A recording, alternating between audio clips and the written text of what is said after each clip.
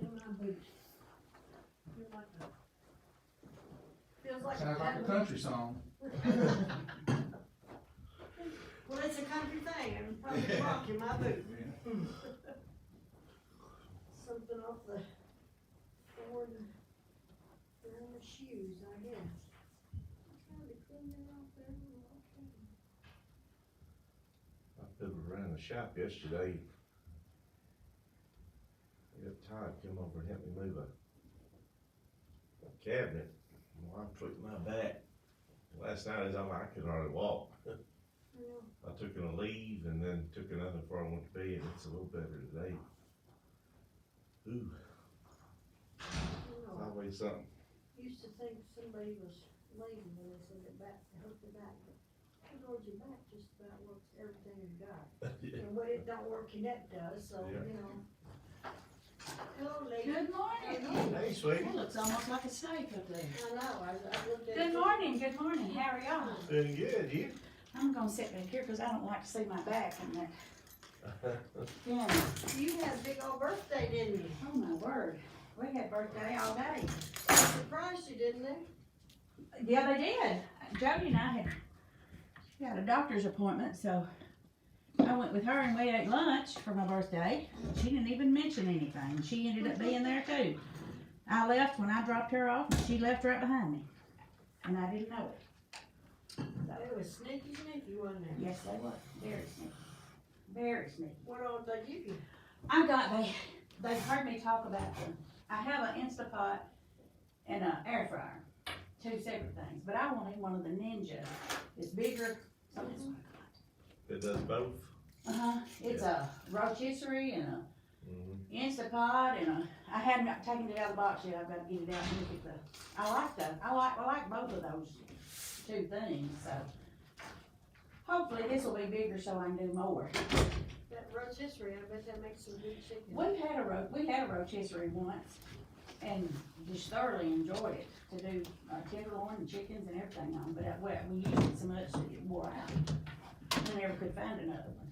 Did they have a big glass front on it that folded up? Yeah. Somebody had one of those for sale not too long ago. I It got was it practically new. Kroger once, just cheap, dirt cheap. And we used and used and used and used, of course, we used it with deer tenderloin a lot too. But we enjoyed it. I think I mashed my granola bar. I'm gonna have to eat it with a spoon. Did you see my cake? Did you notice how pretty that cake was? Yep. It was gorgeous. Who made it? Jennifer Townsend's called Maddie Claire's Bakery. She teaches at Lakewood. She just kind of does it on her own. And she's made all of Tiffany's girls' birthday cakes for the last few years, so. I bet I don't have a check. I knew you had a big time. We did. We had a super duper time.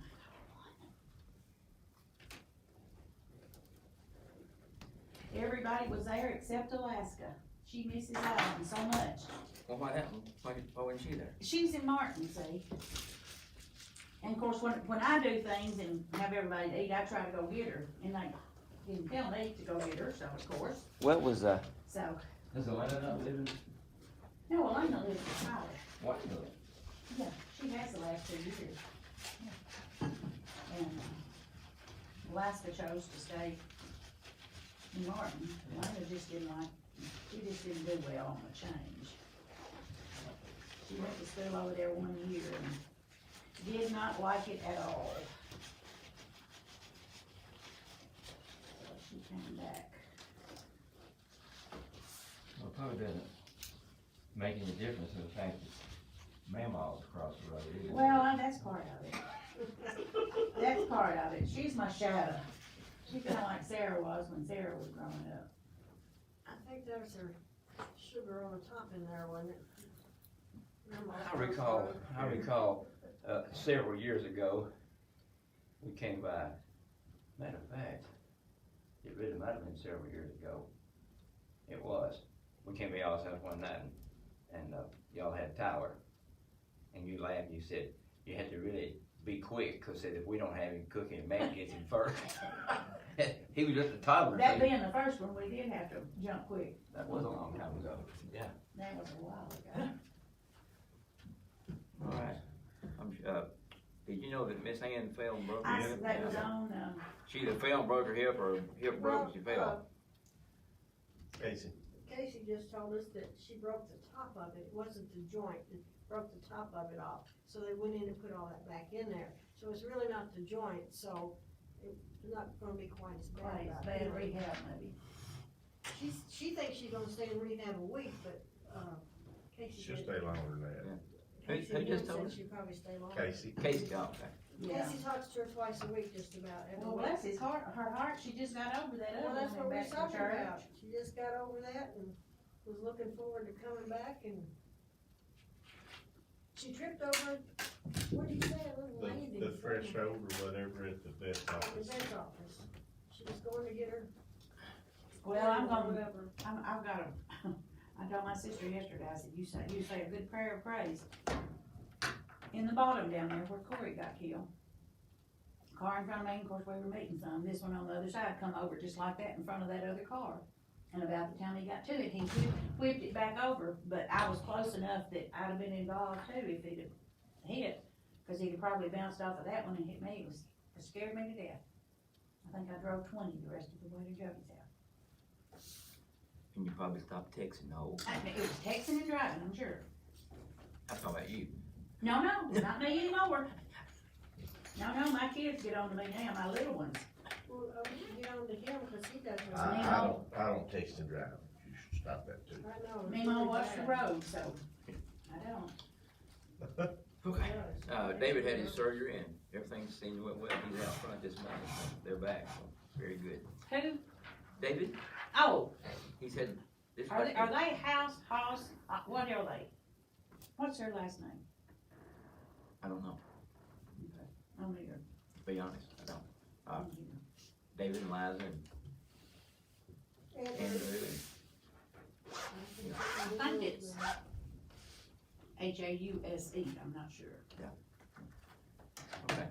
I just don't call it, cause I don't know for sure. Brother Richard, you opened us in prayer, and he said Sonia's not feeling well. Yeah, she's not feeling good. Oh, She was feeling good yesterday. But, She didn't have a bug, does she? she says she don't, but who knows? Could be sinus and stuff, cause it's that time of the year, so. Yeah. Anyway, Okay, go ahead. all right, gracious Father, we thank you this day, Lord, beautiful spring day it is, we just thank you for the season change and the warm weather and the sunshine, it's just great to be out in nature and just, enjoy what you've given us. Pray God now as we open the word, that you, enlighten us today, teach us something we didn't know, or reinforce things we didn't know and haven't quite applied to our lives as we should. Help us to be, more diligent in our daily lives in adherence to your word. Pray God that you be with those who are not here today, Lord, for whatever the reason. Pray God that, whatever it is that, you're in control of it, and some are sick, and we know that. Pray God that you restore the health and summer vacation and traveling. Pray God that you just be with them in the travels. Just give us a good day, Lord, and all we do today, and lead us, guide us, direct us, and all these things we ask in the holy name. Amen. Well, last week, we finished up the study on the 9 fruits of the Spirit. And, but the one last week was mentioned that it was one of the only 7 virtues mentioned in the Bible. And so, Oh, no, it's not, I'm sorry, that's wrong. I got a funny across the Facebook this morning, it says, I stepped on my scales and oh my goodness, that, breastplate of righteousness sure is heavy. This morning. Ooh, I'm gonna blame it on that. And the shield. but it, and so when it said that, I thought, well, what's the difference in a virtue and a fruit of the Spirit? And so I looked them up, and I made a comment about it that I believe Meekness was last week, and we said that was the only one that was mentioned as being one of the 7 virtues of the Bible. And so I said, well, what is a virtue? What's the difference in a virtue and the fruit of the Spirit? Well, Definition to a virtue is it's a trait or a quality that is deemed to be morally good and thus is valued as a foundation of principle and good moral being. And so the seven virtues mentioned in the Bible are faith, hope, charity, fortitude, justice, temperance, and prudence.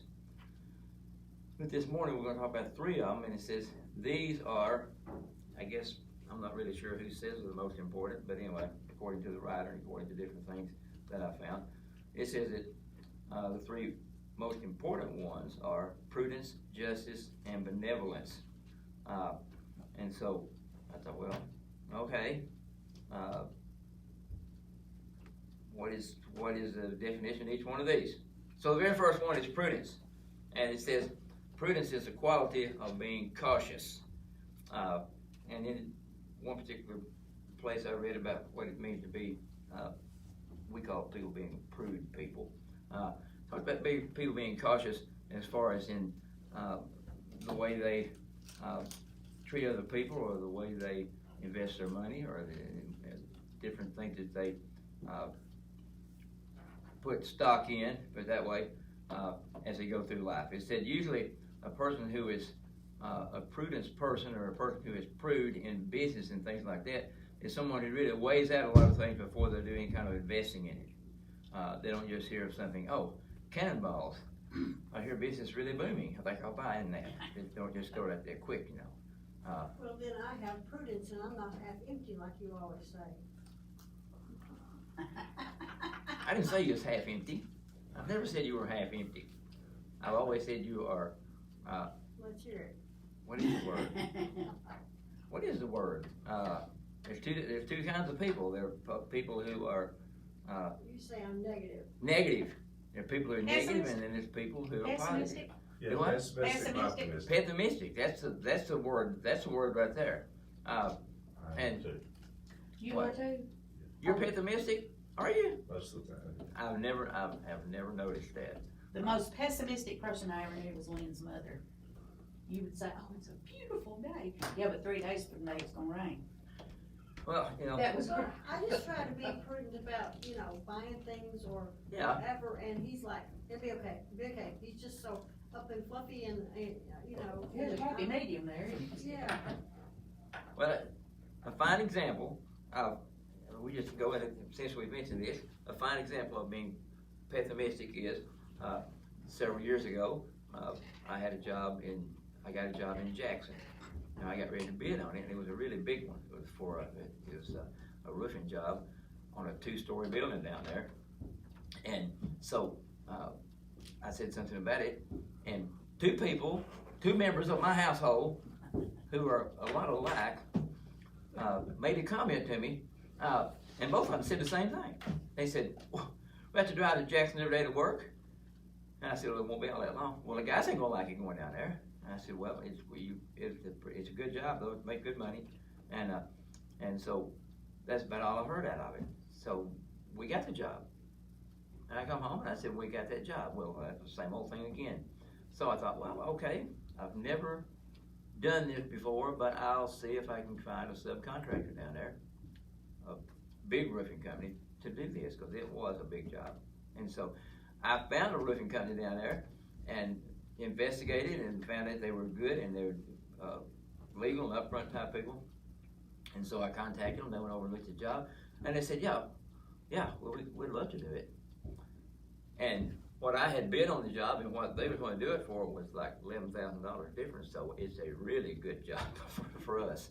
And so I come home and I said, guess what? They said, what? I said, we're not going to do that job in Jackson. I said, I have found a company down there that's going to do it. And both of these same two people said to me, well, if they mess it up, you're going to have to fix it. Really? Well, they did mess it up. I had to go back and fix part of it, but they did. They fixed the majority of it. But yeah, so that's the difference in being positive thinker and a negative thinker. But anyway, back to the Sunday school lesson though, since now I'll be in trouble the rest of the day. Prudence is the quality of being cautious, and it's talking about people who invest money and people invest their time in other people's lives sometimes. You know, there's people who invest a lot of time in a lot of people's lives, but then there's some people who look and say, and they look at the surface and they say, I just don't really think they're worth messing with. And that's not being proved there. And matter of fact, we get on down in another description here in a minute of one of the other virtues too. And he kind of has to, I kind of have to held my breath and step back and look at it for a second. But anyway, proved is to be, like I said, it's being cautious.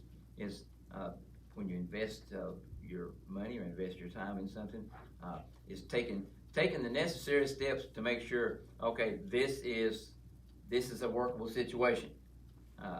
It's not just like I'm the type of person that looks at things, takes the face value of it, and goes with it, and sometimes it works out and sometimes it doesn't, but most of the time it does.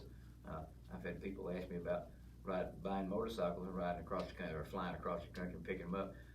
I've had them on two different times or three different times. I've had people ask me, tell me, you sure are a trusting person. You know, you didn't know who I was, and you sent your motorcycle gear up here to me and sent a deposit, and you never even met me. And I said, well, I talked to you on the phone.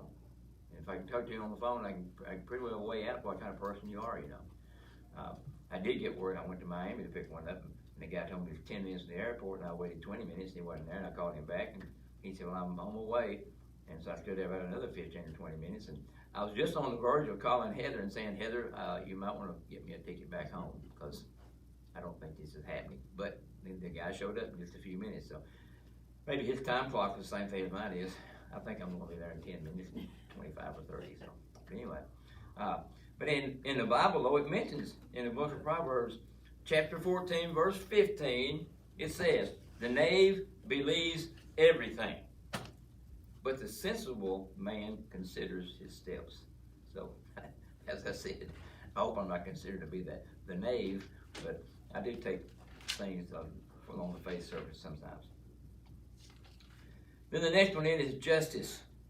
And justice is a concern, peace, and genuine respect for people, or to make right. As we see the statue of justice, and she has the scales in her hands, but she also has something else, something distinctive about her. Y'all know what it is? She's blindfolded. She's blindfolded. She's not seeing who the person is, what kind of background they come from.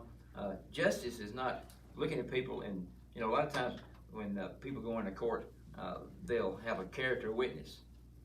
And that helps because it helps the judicial system to look and say, okay, well, this person's not a risk as far as a flight risk as far as having bail or different things like that.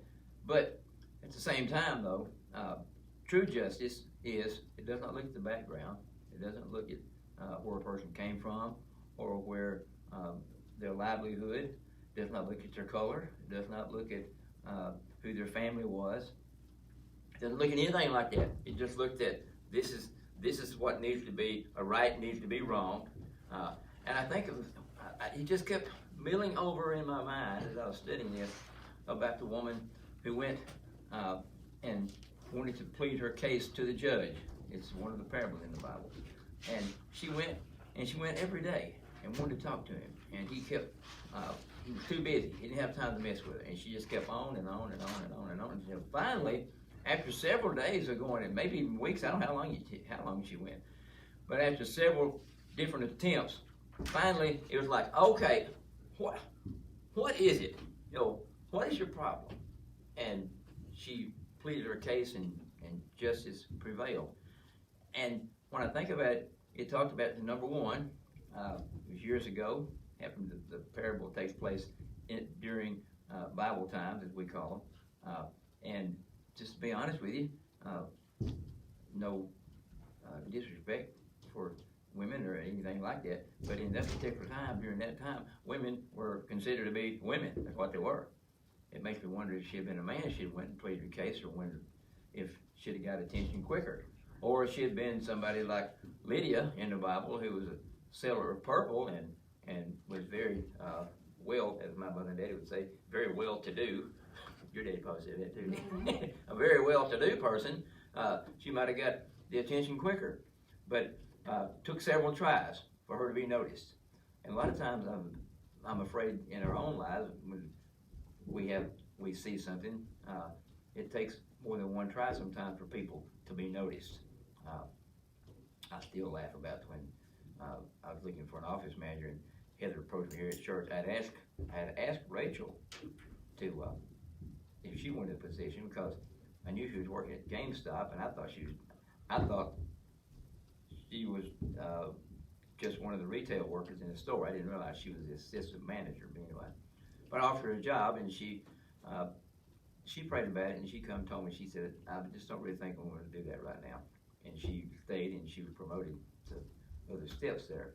But anyway, but Heather came up to me at church and said, "I hear you're looking for somebody to work." And I said, "Yes." And she said, "Well, I might be interested in it if you'd give me an opportunity."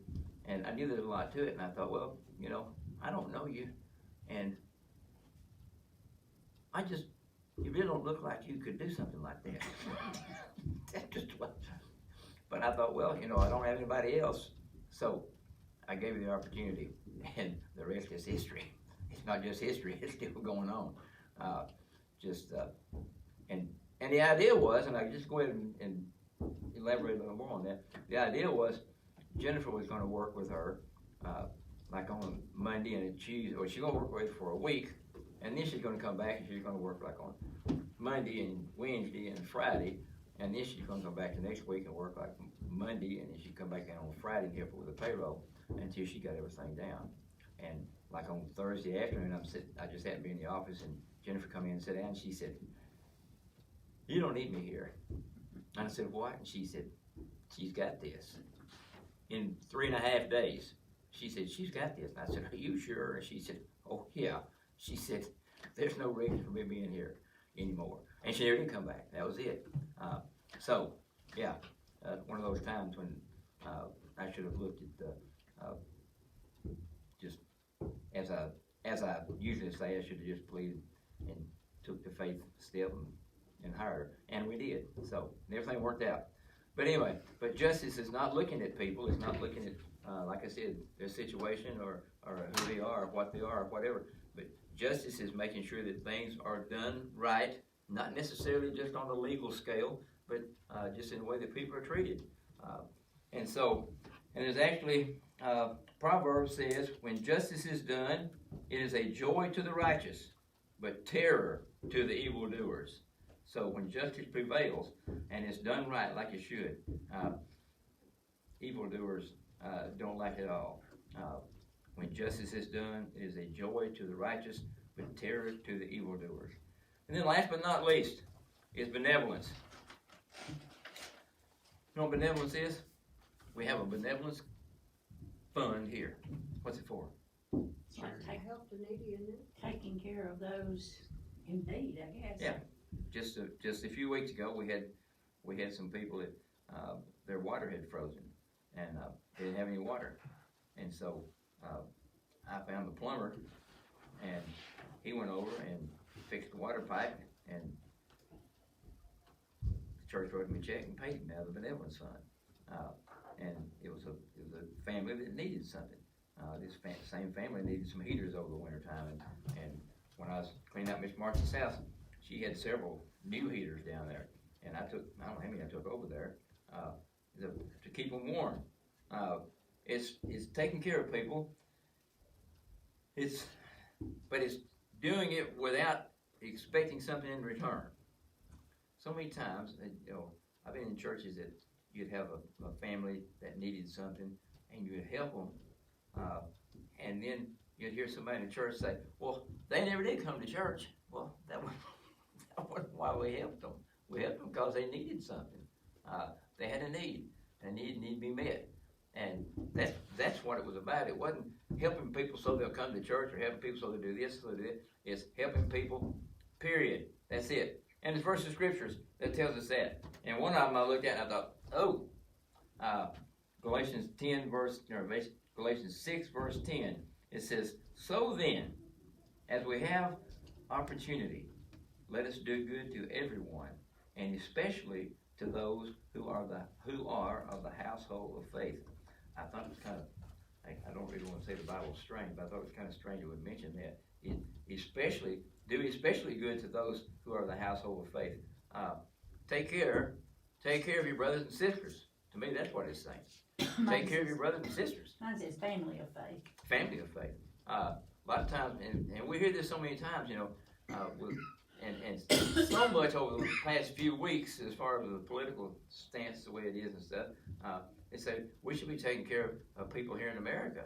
There's people here in America who are hungry without sending money everywhere else in the world. And those are what we call family. Those are brothers and sisters. Well, everybody, Jesus said everyone is our neighbor, and they are.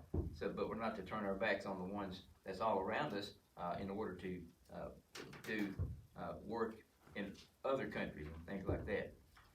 But the last one that I read, I looked at it and I thought, man, this is right here is one of those you can put on the refrigerator and make sure you don't fall in this right here. It says, whoever, Proverbs 28 verse 27, whosoever gives to the poor will not want, but he who hides his eyes will get many a curse.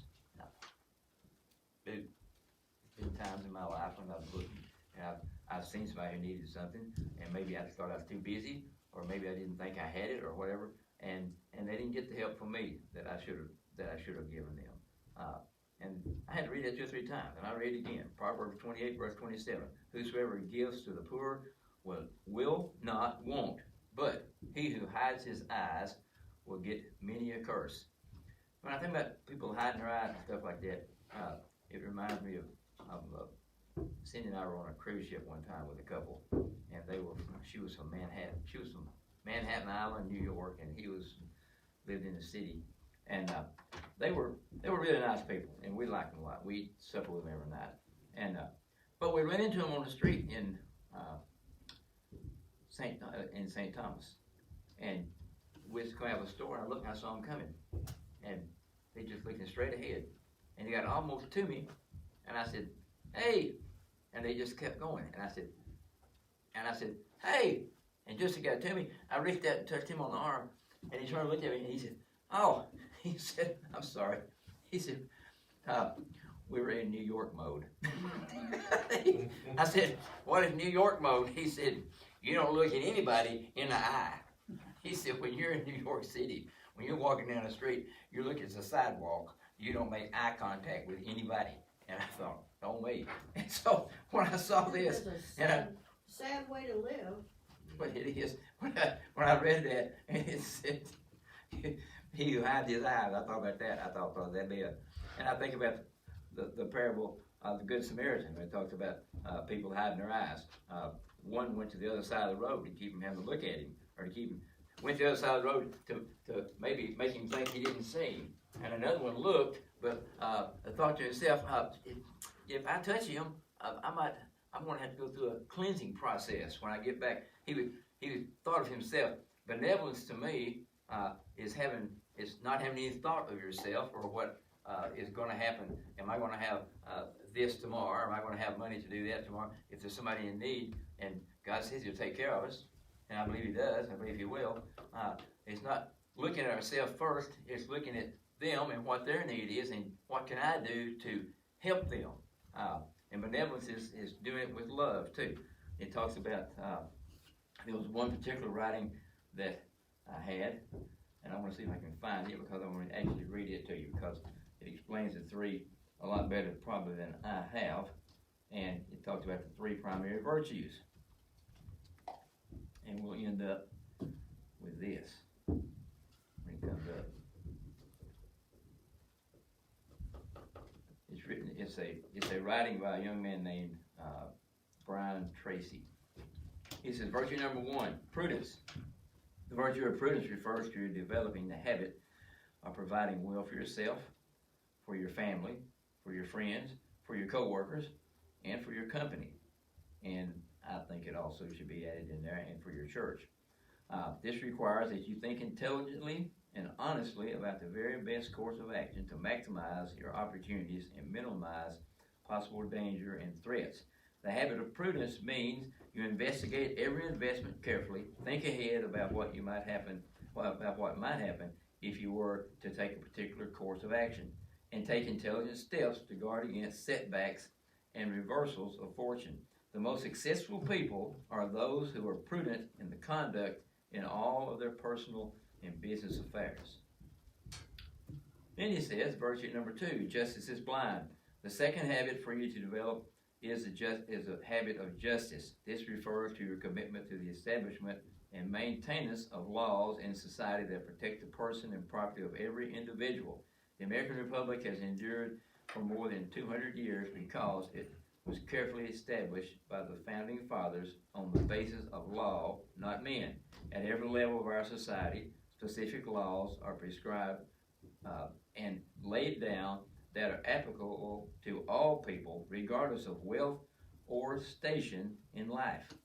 It says, John Rawls, a Harvard professor, once presented this question to his class, and it's been repeated often throughout the years.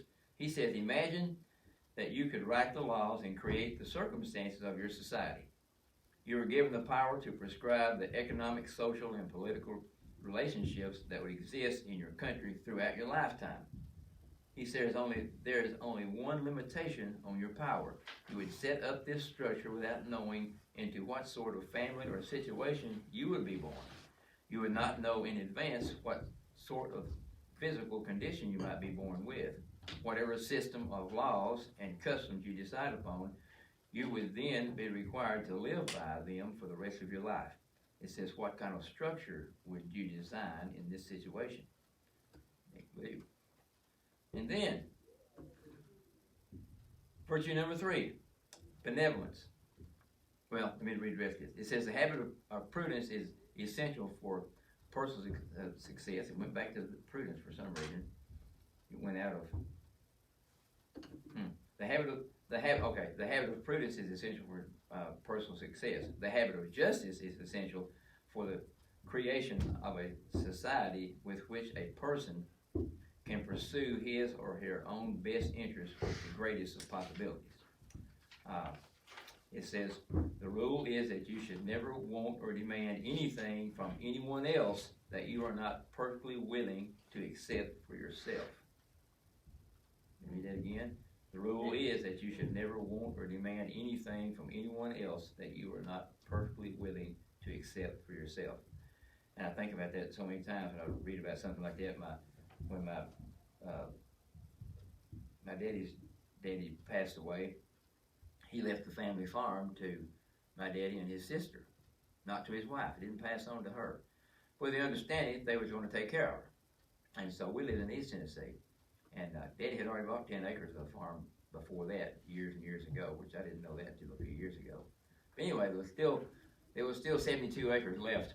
And so my aunt lived just not far from him on the old McKinney Highway. And Daddy lived in East Tennessee, but he was already retired, and so, or disabled actually. And so he told my sister, or his sister, which she's the oldest, but he told her, he said, we can do one of two things. He said, you can sell your farm and move down here and build a house next to Mother, or move in with her and take care of her. Or I will sell my farm in East Tennessee and I'll move down here and build a house and take care of her. But he said, we're not going to own the farm together, and one of us is going to have to move right next door to take care of her. And so my aunt didn't want to move down here or move from just a few miles up the road. And so Daddy made her an offer, and he said, I'll give you X amount of dollars for your half, or I'll take the same for my half. And so he bought her half of the farm. And I'm reminded of the guy that used to go to church here with us, and Steve lived in his grandmother's house, and he owned part of it, and his mother had passed away, so him and his 2 sisters and a brother owned a fourth of the farm apiece. But he wouldn't fix the farm up. He wouldn't fix the house up. It was falling in. I told him, I said, why don't you do something to the house? He said, because it's only a fourth of mine. He said, the rest of it belongs to my brothers and sisters. And I said, well, why don't you buy their part? And he said, well, He said, I've offered it, and said, just made them mad. They wouldn't sell. And I said, would you sell your part to them for what you offered them for theirs? He said, no way. I said, what, Steve? No wonder they wouldn't sell to you. If you would have took it, why'd you expect it the same out of them? So that's really what that last reading is. The rule is that you should never want or demand anything from anyone else that you are not perfectly willing to accept for yourself. That might be a good refrigerator saying to put on there too. Then the last one is benevolence. It says, the third quality you must develop is the habit of benevolence. This is one of the hallmark characteristics of a truly superior person. Aristotle referred to it as one of the 8 essential virtues, that of generosity. Most people are emotionally structured in such a way that they are only truly happy and satisfied when they feel they are doing something that serves and benefits other people. I know a few people like that in my own life, and I think probably most of them are listening right now. It says, when you give freely and generously of yourself to others, whether it is to members of your family or to members of the public, you feel more valuable and happier inside. When you dedicate yourself to serving your customers with the very best quality product or service of which you are capable, not only do you feel a deep sense of personal satisfaction, but you also put yourself on the side of the angels when it comes to personal and business success. You remember the principle. The more you give of yourself to others with expectation of return, the more good things there are that will come back to you from the most unexpected sources. The regular practice of prudence, justice, and benevolence leads to naturally the feelings and actions of kindness, compassion, and tolerance toward other people. You become more open-minded and flexible. You develop greater patience and understanding. You are less judgmental and demanding of others. You become a better and finer person. It says, imagine yourself to be a person of complete honesty and impeccable integrity. Is there any behavior of yours that you would change? Anyway, I learned a few things this morning. Probably one of some of that, what they call check-up time. See where you are in this particular situation. But yeah, I do know some people that I think when they're giving to others and taking care of others and all this, that they're happier than it would be if it's sitting home doing nothing, for sure. Anyway, and I thank God for them, and they know who they are. If they don't, you should. And thank you. All right, got anything to add? Any comments of your own? Not necessarily to your lesson, but you mentioned Aristotle, and I learned something from Elena's social studies. Do you know how he died? You know, he was a philosopher. Who? Aristotle. Oh, okay. And he taught kids. He had a school, and he taught them to think for themselves and to question and everything. Well, the government accused him of, I don't remember the exact words, but for teaching kids to do this. And they said, you can either quit and review or rebuttal everything you said, or you'll be put to death. And he wouldn't do it, so they poisoned him. He drank poison. I didn't know that. He was a free thinker. I did not know that. I didn't either. I told Tiffany this morning that one of the teachers at Henry School had been fired last week. I said they were cross-eyed and they couldn't control their pupils. You should have said at Lakewood that they were going to get fired Monday, and it was probably her. You don't have to congratulate her. She's, I think, kind of excited. They're going to move her to preschool next year. She said, Tiffany says her daughter teaches at Henry. Yeah, she teaches preschool out here. Which one? JC, the blonde that comes with us most. Okay, all right. Is Gracie the youngest? Yes, Grace is the youngest. Yeah. And she works in Huntington, and she goes to Overflow at like 9 o'clock, and then brings the baby to Tiffany, and Tiffany usually brings him, and she goes to work. Yeah. She has to be at work at 11. Yeah. And then the other one's a nurse. Yeah, well, the reason I remember Gracie so much is, again, with at your house one year at the Christmas dinner, and it was the first year that Gracie was around, and she was being passed around to everybody, and, yeah, we met her there, so, anyway. Right. It's been a while, Dale. We've known each other a while, Miss Susan. Yes, we have. I don't know whether you remember or not, but y'all brought cactus to our house one time. But do you know when you first came to my house? No. Trying to think of what it was you brought, something you dug up somewhere, Yucca you brought plants. it to the house. Yucca plants. I think it was yuccas. Yeah, brought you some yucca plants. But We, y'all, we had just built that house, and there was some friends of Lynn's through work that were coming to the house to eat. And he didn't want the sidewalk to look bad, so we went, you brought them, and we went and got some out in the woods, stuck them down the sidewalk, and the things lived. oh And yeah. it took years to get all those roots Out of there. out of there. I Cindy met y'all the first time she was doing a cancer drive and come by your house. That's the first time I'd ever met y'all. I came by there. Yeah. I was going everywhere doing the cancer drive for St. Jude's, I guess. Yeah. Then y'all brought cactus to our house, and the reason I remember it so much is Lynn wouldn't let me get a hold of it. He said, no, he said he had a big gloves on, he was in a bag. He said, oh, he said, it's supposed to stick you. I'm gonna put it wherever you want it.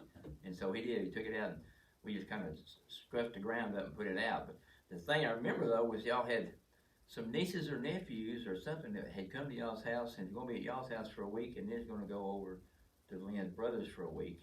And Lynn said, so we had everything planned out for these kids to do for a whole week, activities for them and stuff. He said, they've done it all by lunch, and said, we don't know what we're gonna do now. Hey, we didn't have a swimming pool then either, so we couldn't Yeah, go in the he swimming said, pool. they've done everything, and it's only lunchtime. A whole week's worth in one morning. He said, I don't know what we're gonna do now. I'm sure Lynn and you probably found something to I'm sure we did make something. them happy, yeah. All right, ask everybody to stand. We'll do this. Dan's traveling back today from Hohenwald. He's been down on a motorcycle ride. Did you come on the motorcycle this morning? No, I wrote my car, but we're going to Murray to,